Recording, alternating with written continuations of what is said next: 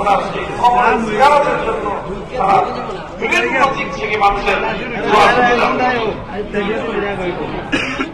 ইমাম বুখারী রাহমাতুল্লাহি আলাইহি বলতে চাই, তিনি বুখারাতে থাকতে পারেন নাই, সবাই থাকতে পারেন নাই। এতে ইমাম বুখারী বঞ্চিত হন নাই, বরং বুখারা নগর বঞ্চিত হয়েছে। তিনি গ্রামে গিয়ে নিভৃত এক জায়গায় তিনি শায়িত হয়েছেন, এতে উনি বঞ্চিত হন নাই, বরং তিনি যেখানে শায়িত হয়েছেন সে জায়গার মাটি ধ্বংস হয়ে গেছে।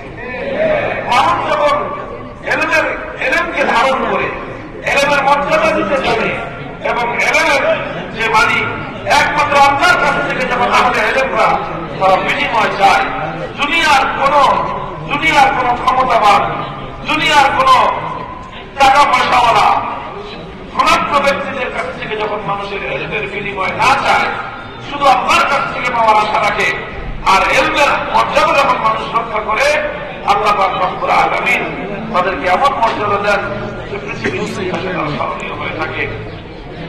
তো ভাই, যারা আজ পর্যন্ত এটা এখানেই শেষ করছি।